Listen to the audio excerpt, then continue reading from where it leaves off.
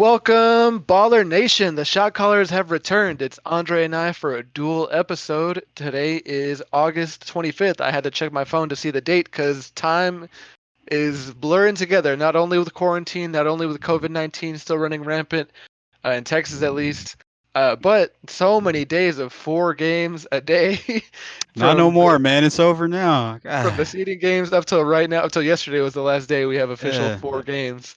The Heat took care of business to save us from another inundation.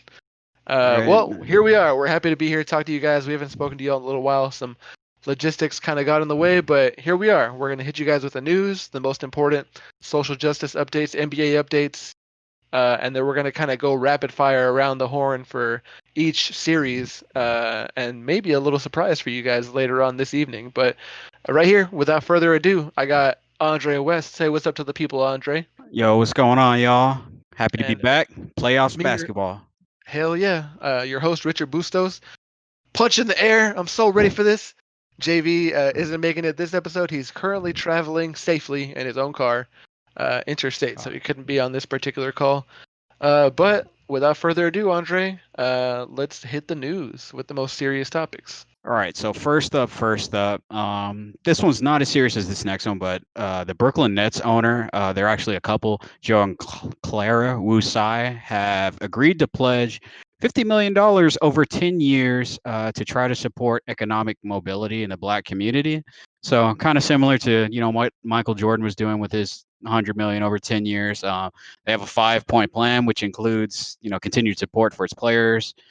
They want to push for social and economic equality and address wage gaps. So hopefully we can hear more about that in the upcoming future. But it's good to see that these billionaires are at least giving back a little. I mean, 50 million is not too much, but it's something. It's more than what we can do. So good to see that right now. Yeah, Um, and long-term commitments are terrific. 10 years, 10 years, 10 years. That's a lot of money piling up through these charitable donations, helping the communities involved, and charitable donations look good for the billionaires too. I don't know all the details as far as that goes, but everyone seems to win a little bit when you put your money where your mouth is. Yeah, I mean, I'm still skeptical, but I'm gonna wait and see. But it's good to see they do that. Next one. So Powell, Van Fleet, and some of the Raptors have discussed boycotting games following the Jacob Blake shooting. So this occurred on the 23rd in Wisconsin. Another black man got caught, shot 7 times.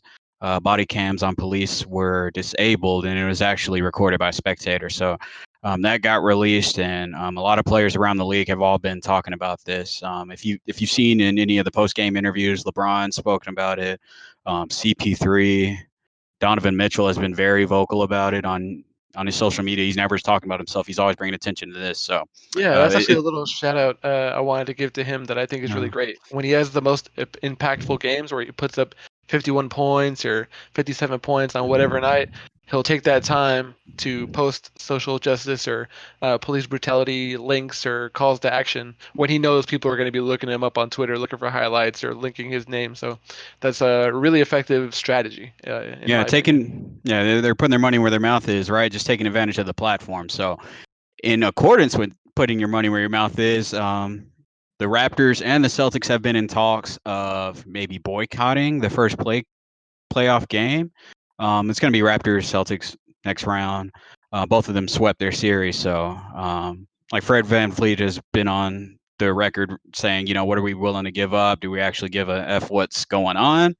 Um, I mean, taking a knee for the Adams, not getting the job is what Norman Powell said. So they realize that the NBA is doing all of this. Like they're putting the names on the back, they're taking knees, but this is still happening, right? Just 2 days ago, not even a complete 2 days ago.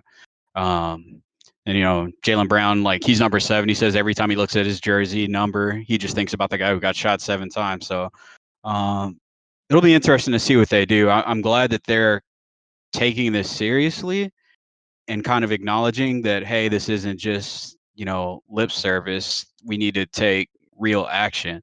Um, make it do it in a way that hurts people and makes makes them draw attention to it. And when I say Hurts hurts their people, like pockets. financially, right? Yeah. Like financially, like, and that's Yeah. what people care about is their money. For So, sure, yeah, and um, the statements and the gestures made on the court before the game, or gestures or statements literally on the court on the back of players' jerseys, that does spread awareness. I've answered the question several times as to what does this phrase mean? What does this phrase mean? Why do players have this on their jersey? And just the fact that I can answer that question and help someone that is curious and that curiosity was sparked based on those names, that is an effort that should not go unappreciated. But like Fred Van Vliet says, are we willing to actually do something? Do we really give a shit about this? An NBA game, to my recollection, hasn't been boycotted. The 19, I believe in the 70s with Bill Russell, Will Chamberlain, they had an All-Star game on ABC that they were threatening to boycott unless some labor disputes were settled between the owners, and the players were thinking about not doing it until the Lakers owner at that time said, "Get on the court, it's time to play, make this money." And then that kind of broke that was a straw that broke the camel's back. They threatened to really not play unless there was some reform, which kind of led more towards the players union and owners negotiations you see today. The Los Angeles Clippers, then the Los Angeles Clippers, now the LA Clippers, and Golden State Warriors almost had that boycott of the game when Steve Ballmer came out, or not Steve Ballmer, previously, the really horrible Clippers owner. man, it's escaping me too right now. His name's not worth remembering anyway. Donald Good, Sterling. Donald Sterling Donald Sterling. Yeah. came out with those audio tapes disparaging the choice of company that his wife hung around with, or his mistress at that time hung around with, talking, saying derogatory things, slurs about Magic Johnson. And so those players ended up protesting in another way, uh, basically removing any Clippers paraphernalia from their warm-ups and jerseys and kind of throwing their jerseys away at the center court, saying, "We're doing it for us." Um, at that time, some people said maybe you should have boycotted the game entirely. The Warriors apparently would have been on board at that time, but if it really goes through, that's going to be groundbreaking. And whichever way it goes, you can see how much this affects the players. And it's heartening to see It's heartening to see people that take causes to heart in such a way. Helps me feel It helps me feel as though everyone really is connected to each other, because we're all humans. That's the Right. race. It's the human race. That if there were other beings in other planets, we would be one race. It's not about what we look like on the outside. It's Yeah, about where we're from and stuff. Yeah, we're all the yeah, same on the exactly, inside. Blood's exactly. always red. So yeah, good to see Yeah. that they're doing that. Next little bit of business. So Woj has announced that they might push the draft back this year.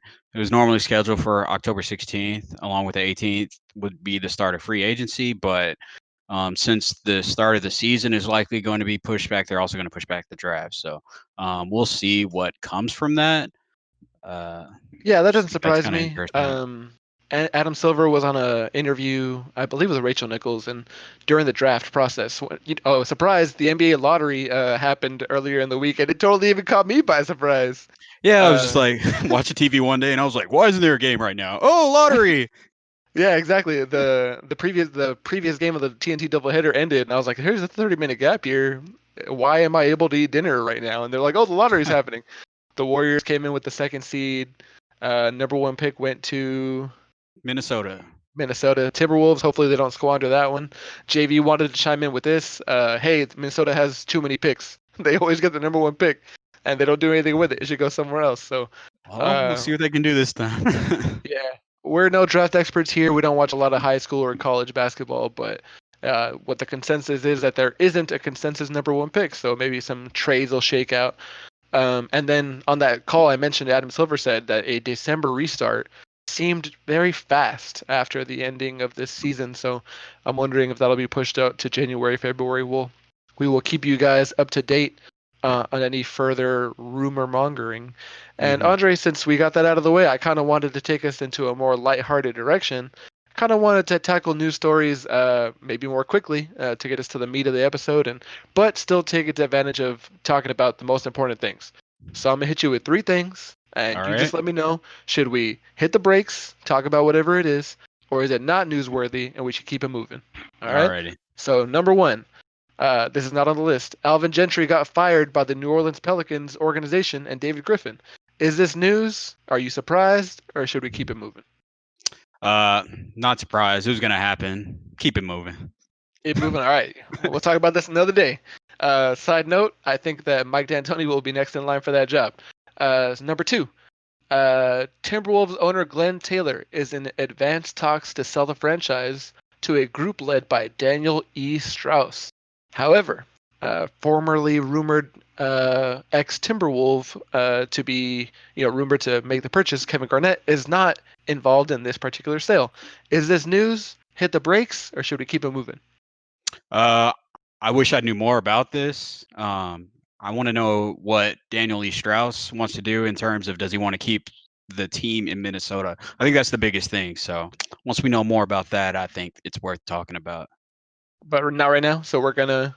Yeah, let's keep it going. All right, keep moving. Last thing, this one probably, I have a feeling I know where this is going to go. The Philadelphia 76ers have parted ways with longtime coach Brett Brown, the Australian wonder. Is this news, or should we keep it moving?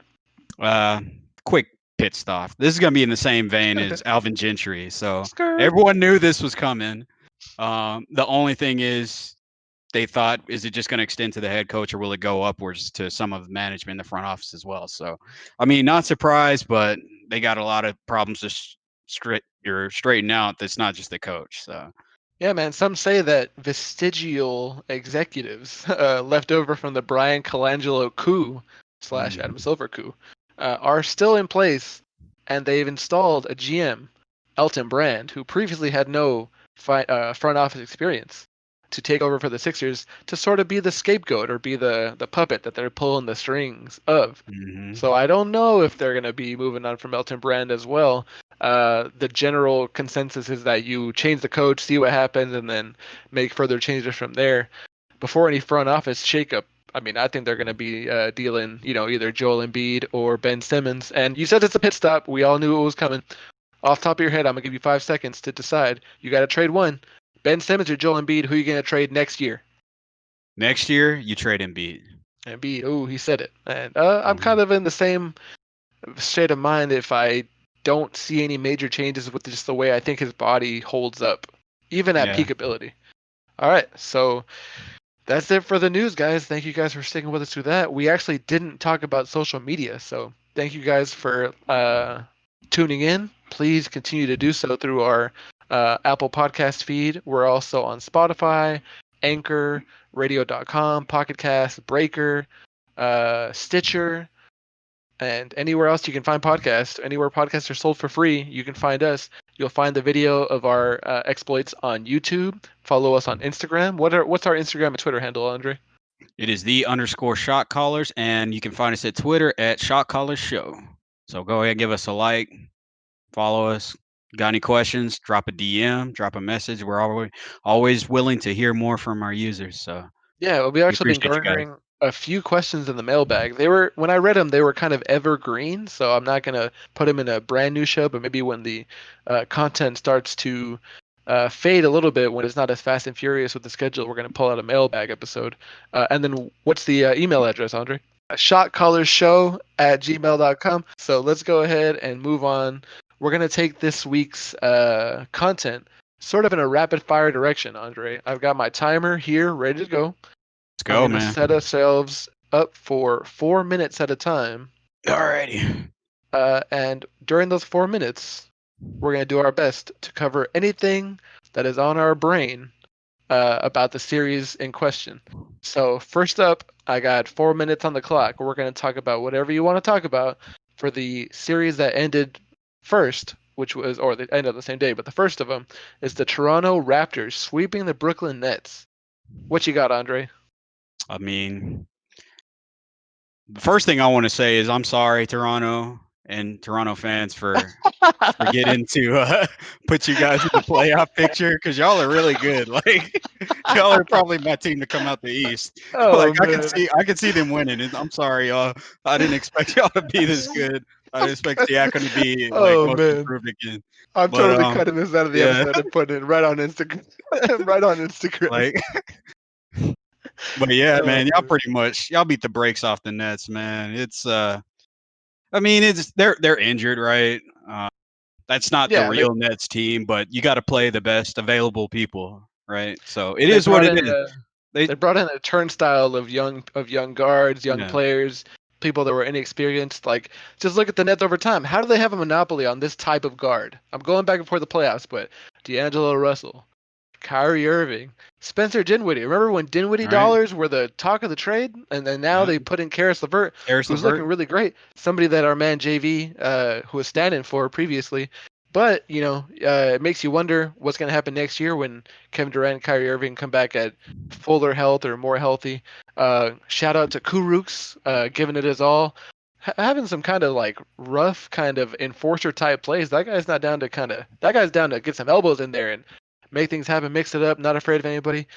Jared Allen kind of showing some springiness, spring to his step Yo, shout out to Joe I thought, Harris too, man. Can't forget my man Joe. yeah, Hopefully dude. they can. They gotta get him back next year. They're gonna need that Yeah, shooting. they've come out on record and said priority number one is to re-sign him this season. That's the first thing he's going to Good, do good, as soon good. as they Yeah. land from quarantine or exit the bubble or get back to Brooklyn. Yeah, man. So swinging back to the Raptor side of things, really impressed by Serge Ibaka, man. Like Oh yeah, it seems as though age doesn't affect him. Like that guy is strong, ready to takes good care come. of his body. Yeah, Yeah, exactly. good. Good care of his body. Sure with his shot. Like there were times when he was playing in Oklahoma City where he'd be jacking it, but it looked like he was like, oh, I'm shooting it because I have to. Like they said, I got to do it. I got to stretch the floor. But he's just pulling up with confidence. Marcus Gasol, such a wily defender. Saving broken plays with that crazy spinning behind the back pass after he recovered a loose ball that was an errant pass by I think Kyle Lowry. Like those guys are all just wily smart, know how to play together, They're defend on a vets. They know how string. to win, man. They're Yeah, they're the dude, reigning champions for a reason. So tested, and I'm ready for them to yeah, see him in the next round. I'm sorry, y'all, man. I don't know why I didn't believe, but I should have. Kyle Norman Lowry Powell does coming have out doing work. Yeah, 16 points a game, man. Norman yeah. Powell is the truth. I've been standing for him for a couple years. yeah. And then Kyle Lowry, I do want to say, does have an injury. He does have His a hamstring contusion. No, or his knee? It was knee contusion, right? Yeah. no. He had an MRI done to inspect pain or some sort of a contusion in the arch of his foot. Oh, So the part oh, that curves like that.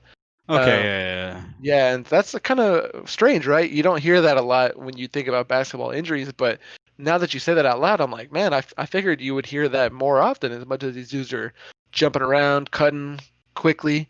Have you ever Yeah. landed on the ground with 2 feet and it just really hurt the bottom of your foot, but not Yeah. See, the that's never heel? happened. Yeah. Oh, that's Strange. So, weird. Yeah. so Well, we'll keep an eye hopefully. out for that. Uh, I think they're going to come out guns blazing. I think they were being kind of cautious, not bringing them back at the end of that fourth game. And Fred VanVleet, like, if he keeps progressing the way he's progressing, I think he'll be Finals MVP. Like, shit. Finals He pretty much MVP almost was VanVleet. last year, right? like, like if Kawhi wasn't there, it'd be him. So yeah, they're playing very well. Good team basketball. You never know who's going to show up on any different day, but there's 7 people deep. Any of them could be 20-point scorers. So it's good to see. Good basketball for them, man. And they know the system. They know what's going to happen. So excited to see what they can do in the next series against the Celtics. All right, so that has ended. That 4-minute timer. We actually were right on time. Let's go ahead and get that started up once again, and we'll move on to uh, our next series, which is another sweep. Boston taking the sweep 4-0 against Philadelphia 76ers. Andre, I'm back to you again. What do you want to say? I mean, this was just the showcase of how poorly designed this 76ers team is. Where Yeah. they cannot get an offense going Mm-hmm. without Ben Simmons. So I know we talked about, trying to give players their credit about the players who are out there and not bringing out who's not there, but it just doesn't look good when you can't create offense, But let me take right? your point where you're saying you're trying not to talk about players that aren't in the series. You're right. We want to talk about who's on the floor. Right. And who's on the floor is the coach, Brett Brown, kinda. He's on the Right. sidelines. And an amalgam of players that can't make an entry pass, man. Like, Dude, poor Joel Embiid. Like, we were was it just game one? Game one, the last 7 minutes, he never got the ball back? Mm-hmm, mm-hmm. And part of Yeah. that is his conditioning, It could be, his being, out of shape, based on the layoff, or it could just be his genetic structure. In his best shape, maybe he just can't go for 40 minutes in a playoff game. Maybe that's not the ceiling for him. Maybe the ceiling is 36 well-crafted, well-timed minutes, kind of like Giannis Antetokounmpo. Antetokounmpo, they talk about how he plays so hard in those 4 to 5 minute bursts that we can't take him to 48 minutes unless we really, really need to if it's Game 7 of the finals. But yeah, so I talked about this with JV in the times we could talk this past week. He's going down there. I just feel bad for him not being a guard.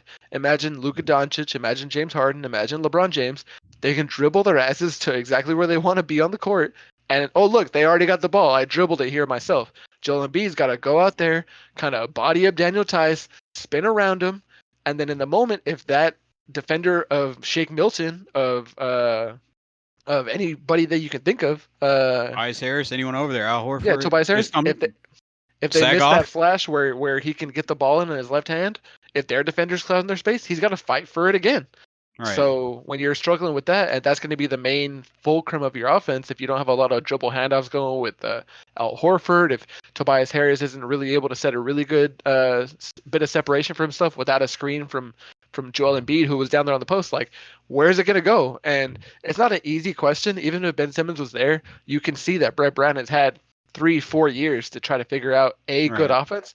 I don't know what coach is going to find a solution because it's difficult. Maybe somebody can, but it's not wholly Brett Brown's fault that the offense isn't off to a rhythmic, pace after all this time. But I will be surprised when someone figures it out, and it's not going to seem like the most obvious answer. Otherwise, we'd have one by now. So I was listening to the JJ Redick podcast with Embiid on there, and they were talking about their dribble handoff being the highest offensive rated play per 100 possessions. So I mean, they've had the tools to create a good offense. It's just like the roster composition kind of doesn't benefit, like it doesn't do them any benefits because nothing complements each other, right? You got a bunch of non-dribblers who can't really shoot as well. But I mean, just think about you got to give Boston credit too. Like they executed, they played well, they moved the ball well, they shot well. They defended well. Oh, hell yeah, bro. Like they did everything. They did everything right. Jason like you Tatum, can't. Kemba Walker looking great. They brought him back slowly off his injury, and it seems to have paid off completely. Just rapid fire. Think of two-man games throughout the years. John Stockton, Karl Malone, Kobe Bryant, and Shaq, Jason Terry, Dirk Nowitzki, LeBron, Wade. Like, these are pairings where you can see, okay, they got two actions that they're going to go to. JJ Redick and Joel Embiid. They ship JJ Redick right out of town. With the combination of limitations with those guys, we just haven't seen it yet. So what the hell is going to happen going forward? Who knows? They're going to have to change the personnel up, but it's hard to do it when they've signed Tobias Harris to all that money and Al Horford too. Who are you going to move? It's like $238 million. Both of them. Shit, get them out of here. All right. So we're done with that one. Let's move on to the next sweep. This one, man, I'm rubbing my hands as to the next round of what's coming up after this Pacers Miami, but let's go ahead and get it going, Andre. 4 minutes on the clock. Pacers 0, Miami Heat 4, and they're moving on to see who wins between the Bucks and the Orlando Magic. Duncan Robinson, man, this dude is made to shoot in empty gyms, man. This dude could not miss. I'm actually surprised this was a sweep. I thought it would be a little bit more competitive. I mean, like the games weren't exactly blowouts, but I kind of thought this one was going to go to 6. I wanted to see a little bit more out of TJ Warren. I know he started hot in the bubble, but after that Miami game, he kind of, tempered back down. I know he and Butler had some things going back to early in the year and last year, but I just expected more from the Pacers. More than McMillan, man. This is 2 years in a row where he doesn't have his All-Star. Victor Oladipo was injured the previous year when he made the All-Star game. Domantas Sabonis made the All-Star game, and he made it back to the bubble just to see him get swept. I don't even think he finished quarantine. He made it back a couple days ago. They got swept, I believe, Monday.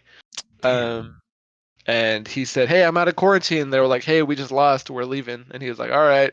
Turn around, cue up that Simpsons gif where Abe Simpson comes in the door, puts the hat on the rack, and then turns around and walks back out the door. That's Domantas Sabonis, man, and I really wanted to see him.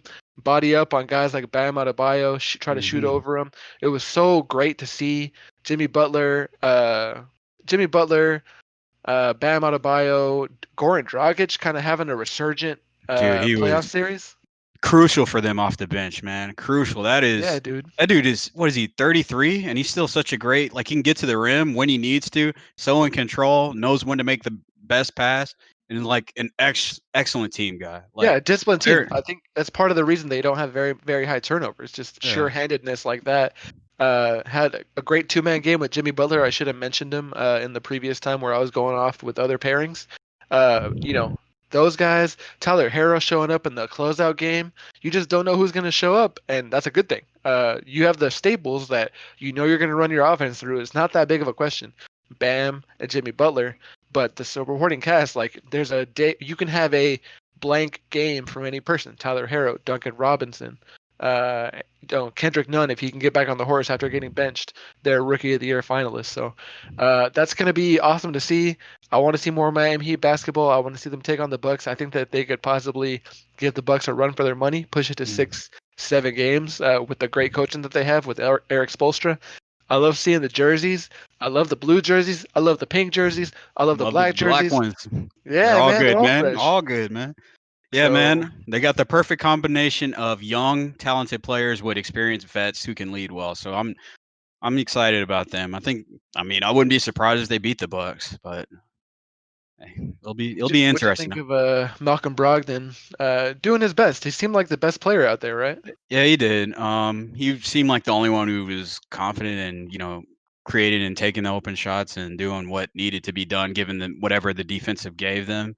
Um, Yeah, there was a point in Game 3 where I saw Victor Oladipo take a superstar like this is drawn up for me kind of shot, and he missed it. You know, you're gonna miss. No one shoots 100% in situations like that, which is why it's so hard. But it just made me think like, you know, this doesn't fit exactly, but time and score, man. You got to know what time and score it is. It is right, Malcolm Brogdon's time to score right now. He's the superstar that you guys have on the court right now without right. Sabonis and without you being 100% healthy. He's been there the entire time. Yeah, Oladipo had been like, "Oh, am I playing? Am I getting paid? Yeah. No, I'm not playing. Oh, wait, I'm not getting paid.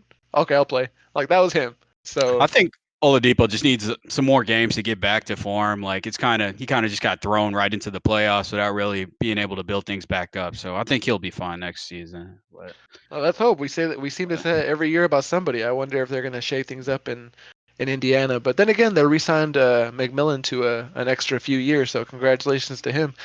Let's move forward to the next series, Andre. We got the Milwaukee Bucks up with a commanding lead, 3-1 against Orlando Magic. 4 minutes on the clock. What you got?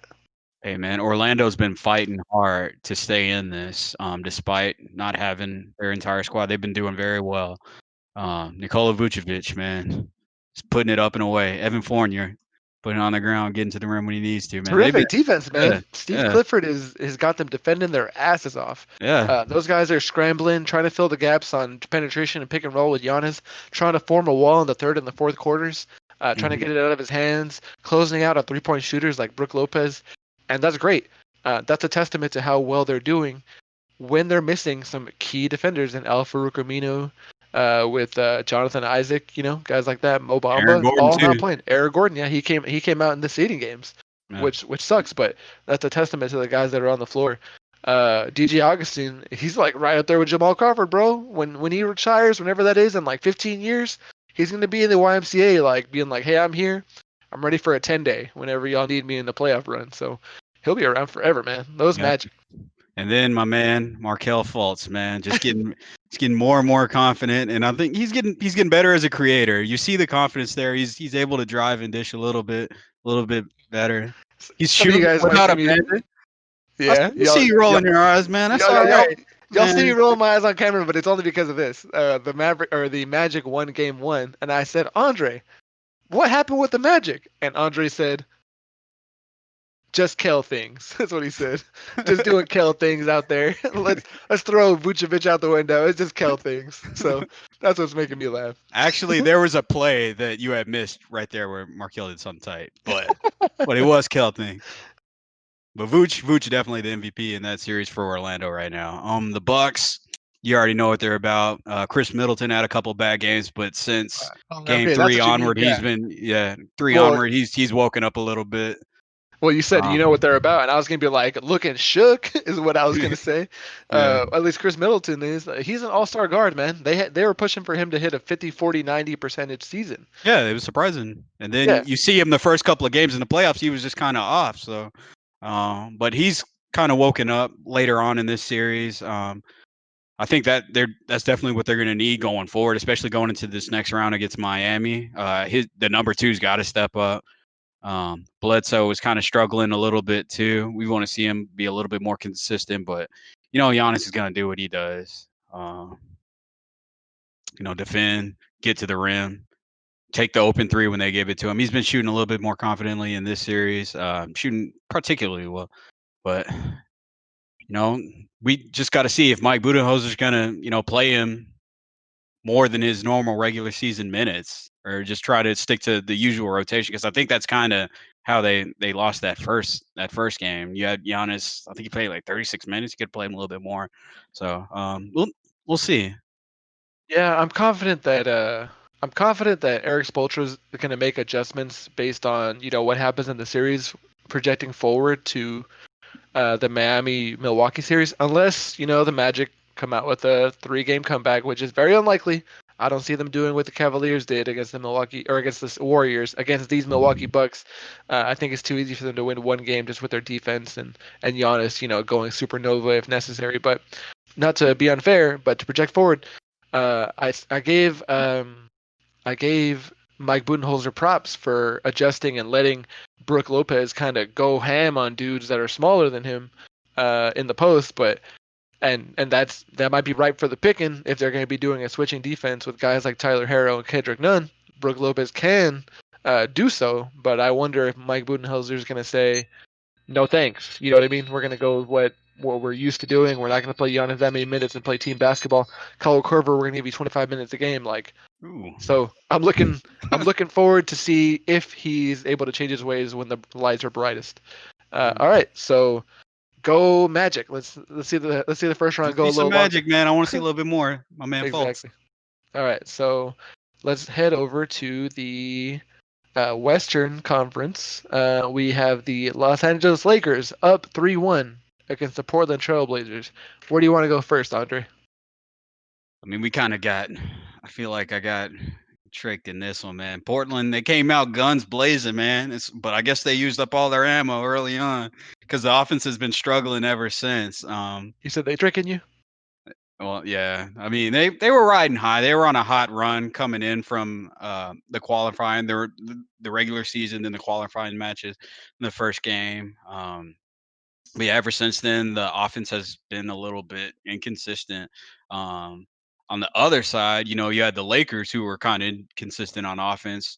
Got a little bit more locked down on defense after that first game, and since then they've just been, you know, running away with this. But I will say something really cool. I like seeing LeBron and Carmelo go at it back and forth It's so like the much old fun. days. Yeah.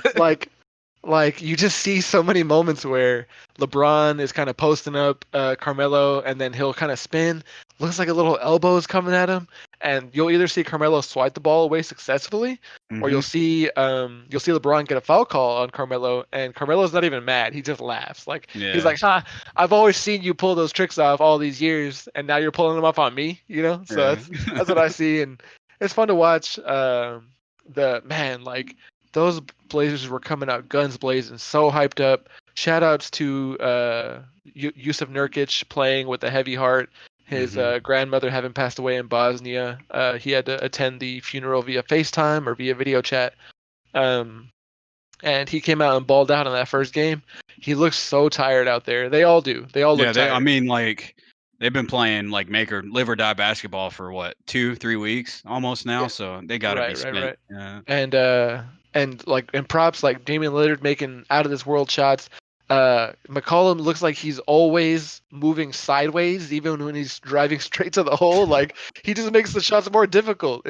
I mean, that's the He way he makes makes it. them He's like great at right. it. He's great at it, but Yeah. it just looks so hard to do. Yeah. Like I don't want to run out there and imitate that. It looks tiring. So Yeah. props to him.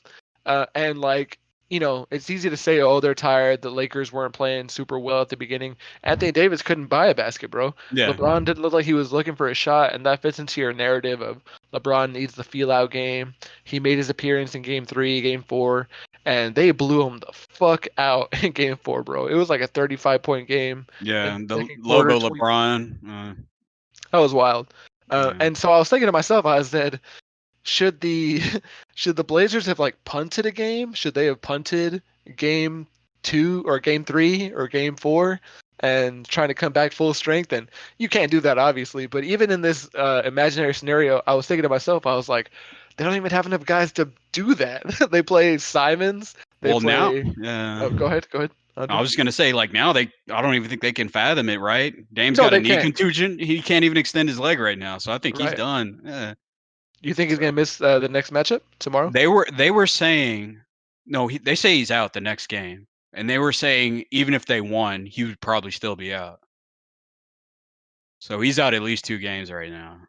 Yeah, man. And like, and I started thinking about what I was saying was about holding people out. I was like, do they gotta play Hazonia this many minutes? And I look at the roster and I was like, and I was like, who are they gonna play? I know, Hazonia, right? Simons, Wenyan Gabriel, and then their 2 Jalen's, their 2 G League call-ups. But then you gotta play a bench. You can't just play those 5 dudes for 48 minutes. Gary Trent Jr. and maybe Whiteside.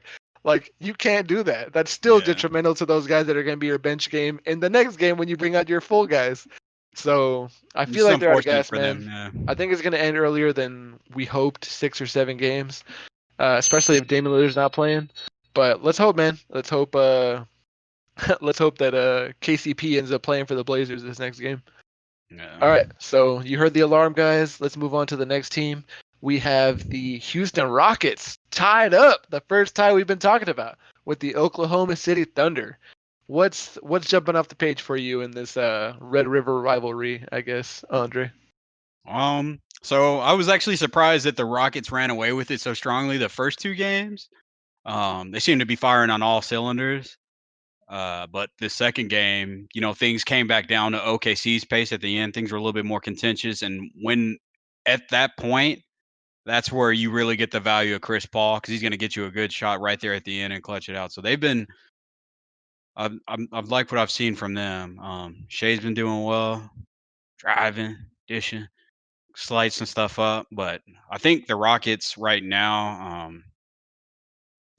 we're in the kind of in the same situation where it was in 2018, What? where they're relying so heavily on the three, where they're passing up open layups to take a three. I feel like you got to take whatever the defense gives you. Take the best points. Don't always go for the three, even though it's worth more. The analytics say it's worth more. I think you got to be willing to take what the defense gives you. Well, if you And if so, I see your point. It's the point that a lot of people are making right now, and I don't want to refute it. I do want to first interject with a couple of moments that were sticking out in my mind. Like the Rockets were almost up 3-0. Like that game was crazy. Game 3 for them. Fucking Chris Paul and James Harden kind of held each other in each other's arms and then fell down together like they were headed into like a hotel room to go to sleep like at the same time. Like they hit the bed at the same time, Andre. Like who was the foul on? What would you have called? Would you have called the foul on Chris Paul like they did? Or would you have called it on James Harden or a double foul? What do you I think they should have think done? I think you got to call it on Chris Paul. No, man, it's a double foul. There was no way. You can see them both thinking, hey, look, I'm about to hug the dude and Is fall that a over. thing? Can you double foul? When that happens, doesn't Yeah. it just No, cancel out? Like yeah, what's that? yeah. Double It's just like fouls do side get out. called. Exactly. They Yeah. both get a foul on their total, and then it just keep it moving. Yeah, and so that was just hilarious. Another thing I noticed was, props to Eric Gordon, the bowling ball man. That guy looks so strong. He can move whichever way he wants to. He's showing that speed after coming back from injury, barreling through the lane, getting to the rim for layups. And he did go away from it in the fourth quarter, but I was giving props to him in the third. Even after the Rockets made like 8 straight threes or 7 straight threes Yeah, it to was open eight up eight in a row in the first quarter. Yeah, open first up the half. third quarter. The Yeah, third quarter to oh, the open up the third. third quarter is after they were tied at halftime, they went up by 15. Okay. And so Yeah. it looked like they were putting it away, and then the Oklahoma City Thunder with Dennis Schroeder, as JV Schroeder. likes to say, was Mm. killing it, man. Getting to the hole. Steven Adams beating him on the offensive board. Shea Gilgeous had some turnovers, but also some positive plays, and they ended up stealing it at the end. And now we're 2-2. James Harden was pissed. Took a casualty of the hand sanitizer machine walking out the tunnel. Boom! That thing hit the ground. He said, "I'm I not worried know. about safety right now." Yeah. Hit the Pro ground. COVID. All right. I know. Okay, that's some dangerous rhetoric right there. We gotta stop. No. Um, Uh, but yeah, man. It's starting to look like they really need Russ. And you know what caught me off guard? I saw an interaction where Russ was yelling with OKC guys, like get into it with them on the bench. I'm like, those are your dudes for 9 years. well, not all of them, but some of them are traded from Steven LA. Adams. Oh yeah. But I think they understand that it's all fun and games at the end of the day. But Yeah. he's looking lively out there, man. He's coaching. He's wearing awesome Iron Maiden shirts, outfits, Yeah. and he's all the way Mask. on the court coaching, man. He's just jumping Yeah. that line. You got to be doing something, man. You're But right. no, You're right. I think they need him. They need that drive and dish or that drive and to finish in the paint with all that spacing because you can't. You need a more unpredictable threat, right? You know what the Rockets are going to do, and they're going to try to. Harden's going to dribble, try and move the ball, and then go for a three if he can. You need something that's a little bit more predictable. Harden needs to be able to get his rest. He's looking tired at the end of these games too, still. So He looks tired, and I know we're cheating here and going over the time. We're about to hit our last two series. But I want to just give a shout out to just the athletes that these NBA players are. And I've only got one example, but James Harden, yeah, he looks tired at the end of games, but people forget he is strong as fuck, bro. Like oh Shea yeah, Gilgeous was trying to guard him. It looked like James Harden didn't even move. He halfway spun, and then his shoulder was in Shea's chest, and then Shea was like 2 feet over to the side, and then James Harden just heads the hole for a contested layup. Like yep. that guy can move people. He plays good post defense. And another moment that made me laugh was the national announcers after James Harden got a steal on Chris Paul and laid it in. He said, "Who says James Harden doesn't play defense?"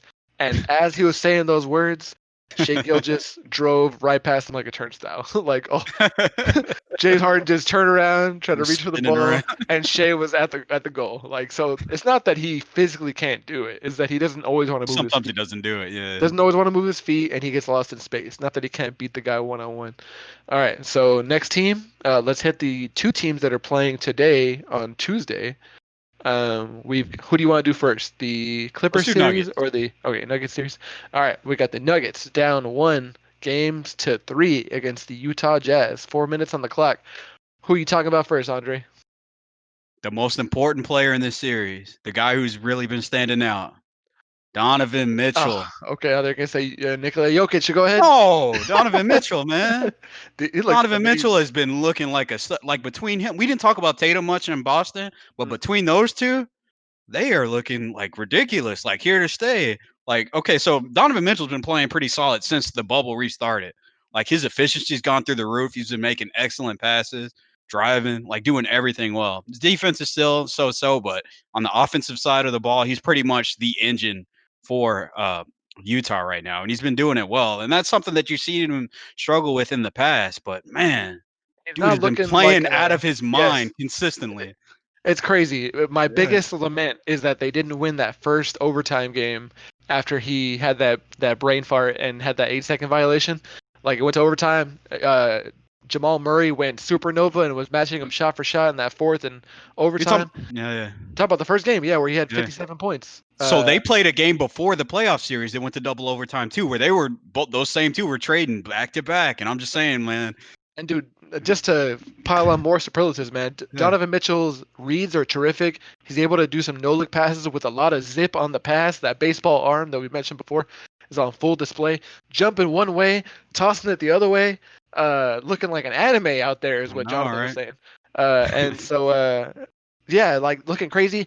Dump off passes to Rudy Gobert, and Rudy Gobert is looking confident. He's looking like Yeah. he's showing force, dunking right over Nikola Jokic like he's not even there. We all know how imposing that Rudy Gobert can be.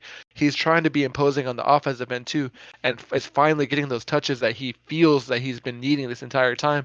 And who can say that he's wrong? Mike Conley's playing great. He's playing Came like back, didn't miss a beat, man. Came back he got. first game, was like, what You know up? what you call that post baby? That's the baby bump. Post He got a oh baby yeah, the bump. baby bump. Oh yeah, he got the baby Yeah. bump. It's like Yeah. you give him the ball and you're not worried, which is something that Jazz fans have not been experiencing this season up to this point. This is who they wanted when they traded for him. What are we going to say about the Nuggets before our timer runs out, Andre? I expected more from them. I honestly expected him to take this series. Jokic usually does well against Gobert, but it seems like Gobert kind of has his number in this series. You kind of wonder if it's because of him losing the weight, but I mean, he's still an all-star. He's going to get his points, but it looks like he's laboring a little harder to get what you're usually accustomed from him. Jamal Murray been kind of hit or miss. He's been looking good for the most part, but When they need he him to wasn't score he in the wasn't third or fourth yeah, quarter. he's not matching that intensity he brought in that first game and in the pre-bubble game series that they had. And then Michael Porter Jr. I actually really wanted to see more from him. I know, get the coach, God, but Mike Malone. Mike Malone, yeah, we had him. He had him coming in the starting lineup, but he kind of moved him back to the bench after the first couple of games because we couldn't get consistent production from him. So, Well, and they've just been sticking him out on defense, man. They've been hunting yeah, him wherever he needs to be switched onto. They bring that guy. They bring his man to do a pick and yeah, roll, and then he's forced to guard the action, make a decision, and he's just getting lost in space, man. yeah, He's looking confident on the offensive end, especially in game one. Jamal Murray was trying to go shot for shot with Donovan Mitchell, to your point, in this last game where they went up 3-1, but it was just too much at the end, which was a hell of a game to watch. If you guys have that recorded, go back and watch that. But just the fact that they haven't found a guy that has consistent success against Donovan Mitchell. They've tried Torrey Craig. They haven't been able to bring back Gary Harris, but they've tried Jeremy Grant, a whole string of defenders. But Donovan Mitchell's burst of speed is really getting the best of a lot of guys, and they're just not defending with much purpose, much effort. And Mike Malone had his head in his hands in the second game, like in yeah. game two, dog. But yeah, so you hear the alarm. Let's go to the final series. Timer's on the clock. We talk about Luka off the top. I'm gonna talk about the best Mavs player in this series, and that is PG 13%. Paul George has been abysmal in this series, and to the Clippers' detriment, Mavericks have been feasting greatly because of that. Our defensive intensity has actually been pretty good in this series, but it's still not perfect. Yeah, still not perfect. We're trying to close out, but the guys are still getting open looks at some points. We're doing what we can in those drives. You can't stop Kawhi; he's just too strong. That dude is the Um, perfect playoff player, bro. Like, yeah, it is insane. I was having sort of a realization this year, or this series. It was so strange to me on two fronts. Like, I try my best to be objective on the show and not show my Mavs pride too much. I want to be fair to every team. And another thing, just seeing Luka hit those shots was crazy. I was screaming. We were all screaming whenever he hit that dude, winner in I game yelled. four. Oh man, They heard me here. That dude, was an all time that last game. That was an all time great all-time game. moment. And Yeah. but then at the same time, I've been cheering for Kawhi Leonard when he plays on the Spurs because the Mavericks haven't been in contention since 2015 or 2014, I believe. When he goes to Toronto, beating the Warriors, on the Spurs trying to beat the Warriors, and then now this year on the Clippers, it's been fun to watch. But having him play against the team that you're rooting for on the inside, it's so terrifying. Like nothing you can Dude. do. There's only one a segment of his game where I feel like he could expand, or it maybe isn't the strongest point. It's whenever he's navigating a pick and roll, and the defending team covers his options kind of thoroughly. He's not always terrific at navigating his ball, snaking his way in space, and finding the open man kind of amidst the chaos. Instead, what he'll do is he'll back up a little bit and reset. Let's get another pick and roll and just do it again. It's got to be clean for him. Yeah.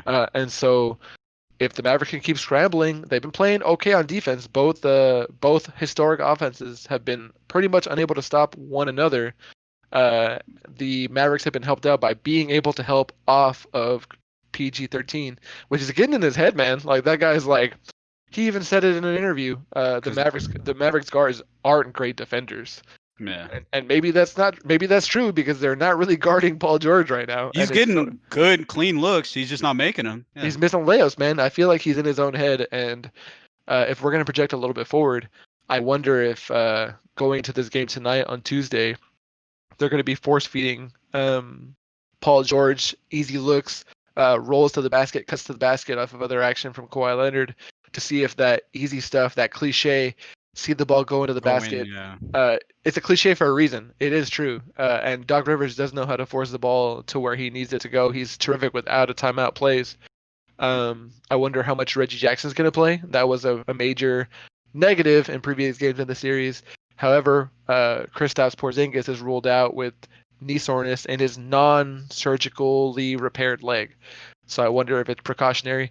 The Mavericks have a history of being precautionary, even in the playoffs. Dirk Nowitzki in 2003, I believe, was held out in a series against the Timberwolves in hopes of succeeding in the future. So if history says anything, that's going to happen again going forward, and I wonder what the outcome will be. Yeah, it's going to be interesting. I mean, yeah, Clippers aren't really getting consistent production from Paul George, Montrez, Or but I mean, Montrezl Harrell, yeah. Lou Williams has just been unguardable, like Supernova. guaranteed buckets for. We have no one who can stay in front of him, so he's going to get his. Between him and Kawhi, we can't really stop them. For us, it's going to come down to our version of our Lou Williams, like Trey Burke, Allen Iverson, man. Dude has been doing work for us, putting the ball on the ground, He getting is to the the rim, definition of found pulling money. up. That is Yeah, found money. He was yeah. waived from the 76ers, and the Mavericks claimed him off of waivers. So if the Magic can keep on coming, like the Dallas Mavericks Luka Magic can keep on coming, there's some hope for him. But without Kristaps, it's going to be a tall hill to climb. And I I mean, wonder. Oh, yeah. go ahead. No, I was just gonna say you were gonna need a consistent person to step up, at least two other players to step up. And Trey Somebody Burke's other been than pretty good Luka, because Luca's Bobby. great. He's gonna get his. Bobby's gonna get his. He's His got that touch, man. He's been 7 torturing to 10. Montrezl Yeah, Harrell. Yeah, yeah. 7 to 10, and like, dude, they dusted off JJ Barea. Like, we need the Mavericks need all the help they can get, We and we went minus 15 in 5 minutes with JJ and yeah, well both JJs. So, but hopefully you do what we got to do with such an empty bench. So, I think it'll be a miracle for us to win this series. But I mean, it's exciting basketball nonetheless, man. They're not going to go yeah. down without a All we fight. want is So, exciting hoops. Awesome. So we've kind of given you guys rapid fire through each round here. Andre and I are going to tune into the Jazz Nuggets game, see if the Jazz close it out, if the Nuggets fight on to live another day, and see what the outcome, where the momentum swings for the Clippers versus the Mavericks. Clippers seem to be favored. I wonder how it's going to go. And you want to put in a quick prediction, Andre? What do you think? I want to say Nuggets tie it up today. Oh, they'll be up. Oh yeah, it'll They'll be be down 3-2. It'll be 2-3. 3-2. Yeah. Yeah, I want to say the Nuggets get a win today, and I'm gonna go out on a limb. Say Mavs win again today. Take it up 3-2. I'll, I'm going. uh, I'll I'm going for the underdog for both of them. I'll match your optimism, Andre. So let's sign off for this episode of the day. So be sure to check us out on social media. Can you run down the social media for us, Andre? You can follow us on Twitter at Shotcaller Show. Follow us on Instagram at _Shotcallers. And send us an email at shotcallarshow@gmail.com. Yeah, find us on YouTube later on at the Shot Callers on YouTube. Please like and subscribe. Leave us a review on Apple Podcasts. Find us anywhere podcasts are free and sold for free. We're going to be there. Tell your friends. Give an honest recommendation. If you guys like our show, please let someone else know so they can follow. This is the prime time of the NBA. This is what we all live for. Here for the playoffs. We want to just spread our excitement, our joy to as many people as possible. So really appreciate you guys listening. Oh, go ahead, Andre. There's nothing but good series left. Oh, yeah. All the sweeps are done. Every series after this is good basketball. So Oh, yeah. Boston, Toronto. I'm looking at you. Yeah. All right, guys. So see you guys later. I'm Rich. This is Andre. And we're the Shot Callers. See you guys next time Peace. with JV and Toe.